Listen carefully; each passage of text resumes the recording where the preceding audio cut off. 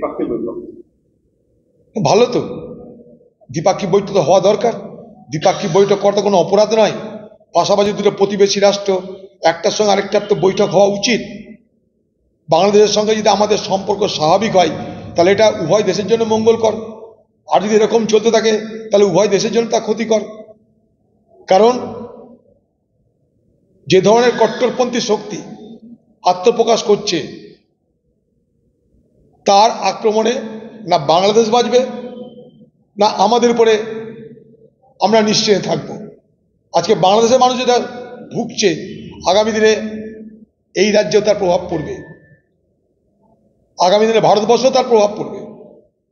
কারণ আমাদের প্রতিবেশী রাষ্ট্র, পাশের বাড়িতে আগুন লাগলে আমার ঘরে আগুনের আঁচ পড়বেই। তাই উভয় দেশের সম্পর্ক যত স্বাভাবিক হয় ততই আমাদের সকলের জন্য ভালো বলে মনে করি। কিন্তু দুর্ভাগ্য যে এখনো বাংলাদেশে তো নির্বাচিত সরকার নেই। কার সঙ্গে কে কথা বলবে জানি না। কথা যে হবে কার সঙ্গে হবে, সে তো কোনো অ্যাকাউন্টেবিলিটি নেই সেই সরকারের। সে তো নির্বাচিত নয়। যে নির্বাচিত সরকার থাকে না তার অ্যাকাউন্টেবিলিটি থাকে না। ইউনূস সরকারের কোনো অ্যাকাউন্টেবিলিটি নেই। ফলে তার কথার কি মূল্য, তার গোটা বাংলাদেশের উপরে তার কতটা প্রভাব প্রতিপত্তি আছে আমার জানা নেই। তিনি কতটা সেখানে নিয়ন্ত্রণ করতে পারেন আমার সে ব্যাপারে ধোঁয়াশা আছে। তবুও চাইব যে বাংলাদেশের সঙ্গে ভারতবর্ষের যেন কোনো রকম উত্তেজনা না থাকে। বাংলাদেশের সর্বস্তরের মানুষ তারা যেন সেখানটায় নিশ্চিন্তে জীবনযাপন করতে পারে। সংখ্যালঘু হিন্দু, সংখ্যালঘু অন্য ধর্মের এবং উদারবাদী মুসলমান যারাই আছে বাংলাদেশে, তাদের সকলের সুরক্ষা দেওয়া দরকার আজকের সরকারের। তাই দেরিতে হলেও আলোচনা শুরু হোক। আমরা চাই আলোচনা। আমি তো চাই যে আলোচনাটা হওয়া দরকার। সেখানটাই পরিস্থিতি স্বাভাবিক হওয়া জরুরি।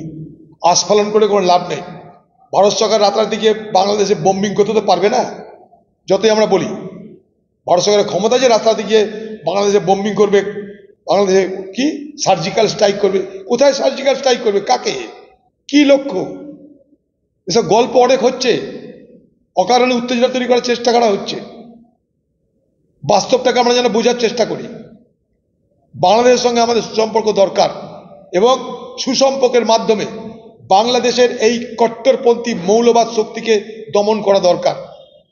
একদিন ইন্দিরা গান্ধী সেই বাংলাদেশের মানুষকে সহায়তা করেছিল, তার জন্য সেখানে সন্ত্রাস থেমেছিল, সেখানটাই স্বৈরতন্ত্রের পতন ঘটেছিল, সেখানে স্বাধীনতা জন্মলাভ করেছিল। সেই স্বাধীনতা যদি বাংলাদেশে বিপন্ন হয়, সেই স্বাধীনতাকে পুনরায় সেখানটাই ফিরিয়ে আনার জন্য বাংলাদেশের মানুষ যদি কোনো প্রচেষ্টা করে, সচেষ্ট হয়, আমরা সবাই তাদেরকে সহযোগিতা করব। এটাই মানসিকতা হওয়া উচিত।